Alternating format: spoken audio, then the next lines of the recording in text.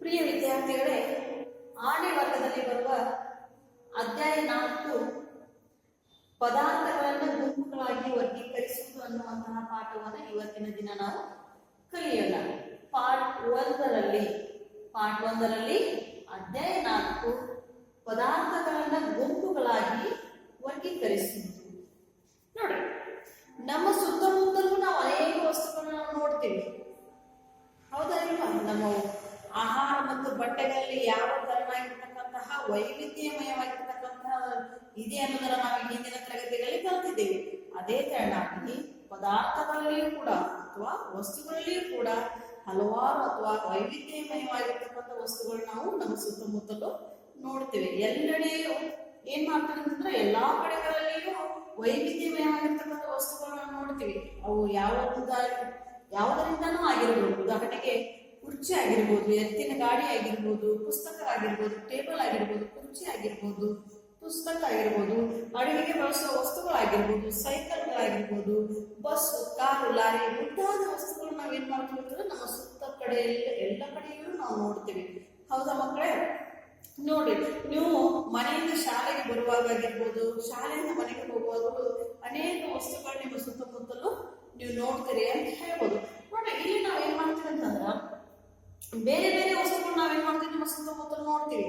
ಆ ವಸ್ತುಗಳನ್ನು ನಾವು ಗುಂಪುಗಳಾಗಿ ಮಾಡ್ತೀವಿ. ಅಂದ್ರೆ ಗುಂಪುಗಳಾಗಿ ವರ್ಗೀಕರಣ ಅಂತಕ್ಕಂಥ ಪಾಠದಲ್ಲಿ ನಾವು ಆ ಗುಂಪುಗಳನ್ನಾಗಿ ವರ್ಗೀಕರಿಸುವುದನ್ನ ಕಲಿಯೋಣ. ನೋಡಿ, ನಮ್ಮ ಸುತ್ತಲಿನಲ್ಲಿರುವ ಎಲ್ಲಾ ವಸ್ತುಗಳು ಒಂದು ಅಥವಾ ಒಂದಕ್ಕಿಂತ ಹೆಚ್ಚು ವಸ್ತುವಿನಿಂದ ಅಥವಾ ಹೆಚ್ಚು ಪದಾರ್ಥಗಳಿಂದ ಮಾಡಲ್ಪಟ್ಟಿರ್ತಾವೆ. ಈ ಪದಾರ್ಥಗಳು ಗಾಜುಗಳಿಂದನಾಗಿರ್ಬೋದು, ಲೋಹಗಳಿಂದನಾಗಿರ್ಬೋದು, ಪ್ಲಾಸ್ಟಿಕ್ನಿಂದನಾಗಿರ್ಬೋದು, ಮರದಿಂದನಾಗಿರ್ಬೋದು, ಅಥವಾ ಹತ್ತಿ ಅಥವಾ ಕಾಗದ ಮತ್ತು ಮಣ್ಣಿನಿಂದನೂ ಕೂಡ ಆಗಿರ್ಬೋದು. ನೋಡ್ರಿ, ನಮ್ಮ ಸುತ್ತ ಕಡೆಯಲ್ಲೂ ಅಥವಾ ಎಲ್ಲಾ ಕಡೆಯಲ್ಲಿಯೂ ನಮ್ಮ ಸುತ್ತಮುತ್ತಲೂ ಇರ್ತಕ್ಕಂಥ ವೈವಿಧ್ಯಮಯವಾಗಿರ್ತಕ್ಕಂಥ ವಸ್ತುಗಳನ್ನ ನಾವು ನೋಡ್ತೀವಿ ಅಂದಾಗ ಆ ವಸ್ತುಗಳು ಅಥವಾ ಪದಾರ್ಥಗಳು ಒಂದು ಅಥವಾ ಒಂದಕ್ಕಿಂತ ಹೆಚ್ಚು ಪದಾರ್ಥಗಳಿಂದ ಮಾಡಲ್ಪಟ್ಟಿರ್ತಾವ. ನೋಡಿ, ಉದಾಹರಣೆಗೆ ಗಾಜಿನಿಂದ ತಯಾರಿಸಿರ್ತಕ್ಕಂಥ ವಸ್ತುಗಳನ್ನು ನೋಡ್ತೀವಿ. ಲೋಹ ಅಂದ್ರ ಉದಾಹರಣೆಗೆ ಕಬ್ಬಿಣ, ತಾಮ್ರ, ಅಲ್ಯೂಮಿನಿಯಂ ಮುಂತಾದ ಲೋಹಗಳಿಂದ ಮಾಡಲ್ಪಟ್ಟಿರ್ತಕ್ಕಂಥ ವಸ್ತುಗಳನ್ನು ನೀವು ನೋಡ್ತೀವಿ ನಿಮ್ಮ ಸುತ್ತಮುತ್ತಲು.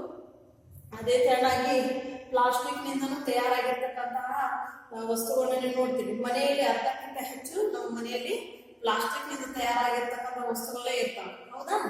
ಇನ್ನ ಮರ ನೋಡಿ, ಮರದಿಂದ ಅಥವಾ ಕಟ್ಟಿಗೆಯಿಂದ ಅನೇಕ ವಸ್ತುಗಳು ನಮ್ಮ ಮನೆಯಲ್ಲಿ ಕುರ್ಚಿ ಆಗಿರ್ಬೋದು, ಟೇಬಲ್ ಆಗಿರ್ಬೋದು, ಮುಂತಾದ ಪದಾರ್ಥಗಳು ಕೂಡ ಮರದಿಂದ ಮಾಡಲ್ಪಟ್ಟಿರ್ತಾವೆ. ಇನ್ನು ಹತ್ತಿ ಏನಂತ ಅಂದಾಗ ನಮ್ಮ ಹಾಸಿಗೆ ಆಗಿರ್ಬೋದು, ದಿಂಬಾಗಿರ್ಬೋದು, ಸೀರೆಗಳಾಗಿರ್ಬೋದು, ಅಂದ್ರೆ ವೈವಿಧ್ಯಮಯವಾಗಿರುವಂತಹ ವಸ್ತುಗಳು ಕೂಡ ಹತ್ತಿಯಿಂದನೂ ಕೂಡ ಮಾಡಲ್ಪಟ್ಟಿರ್ಬೋದು.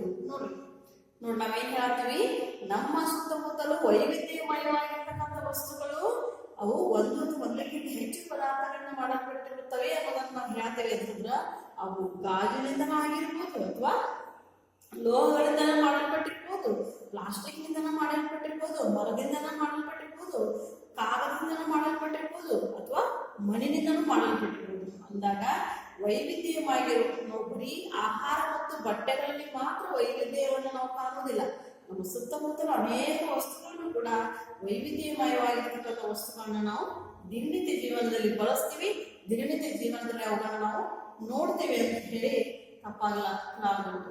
ಅದಕ್ಕಾಗಿ ಮಕ್ಕಳೇ ನೋಡಿ, ಕೆಲವು ವಸ್ತುಗಳನ್ನ ನಾವೇನ್ ಮಾಡ್ಬೇಕಾಗ್ತೈತಿ, ಗಾಜಿನಿಂದ ಮಾಡಿರ್ತಕ್ಕಂಥ ಗಾಜಿನ ಪದಾರ್ಥಗಳಿಂದ ಮಾಡಲ್ಪಟ್ಟಿರ್ತಕ್ಕಂಥ ವಸ್ತುಗಳನ್ನ ಸಪರೇಟ್ ಮಾಡ್ಬೇಕಾಗ್ತದೆ, ಗುಂಪುಗಳಾಗಿ ವರ್ಗೀಕರಣ ಮಾಡ್ಬೇಕು.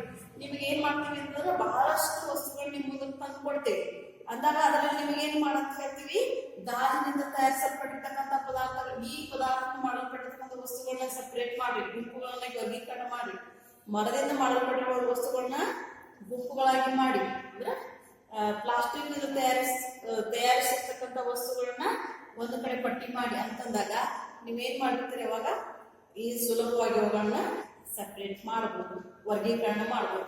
ನೋಡ್ರಿ, ಅದರಲ್ಲೂ ಕೂಡ ಕೆಲವು ವಸ್ತುಗಳು ಕುಗ್ಗಿಸಲಾಗುವ ಅಥವಾ ಸುಲಭವಾಗಿ ಗೀಸಲಾಗುವ ಪದಾರ್ಥಗಳು ಕೂಡ ಸುಲಭವಾಗಿ ಅವುಗಳನ್ನ ನಾವೇನ್ ಮಾಡಬಹುದು, ಕುಗ್ಗಿಸಬಹುದು, ಸುಲಭವಾಗಿ ಅವುಗಳನ್ನ ಗೀಸಬಹುದು. ಅಂತಹ ಪದಾರ್ಥಗಳನ್ನ ನಾವೇನು ಕರಿತೀವಿ, ಮೃದು ಪದಾರ್ಥಗಳು ಅಂದಾಗ ಉದಾಹರಣೆ ಕೊಡ್ಬೋದ ನೀವು? ಮೃದು ಪದಾರ್ಥಗಳ ಉದಾಹರಣೆ ಅಂತಂದ್ರ ಹತ್ತಿ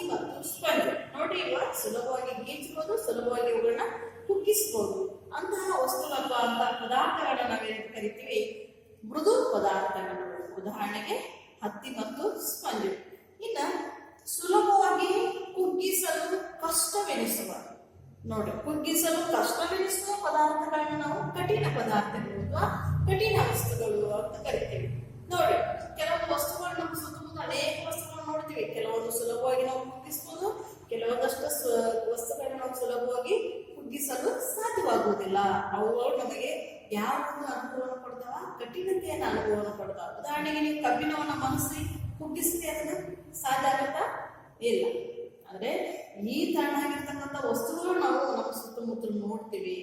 ನೋಡಿ, ಯಾವ ರೀತಿ ಅಂತ ಹೇಳ್ಬೋದು, ಆಹಾರ ಮತ್ತು ಬಟ್ಟೆಗಳಲ್ಲಿ ವೈವಿಧ್ಯಮಯವನ್ನ ನಾವು ಕಾಣ್ತೇವೆ.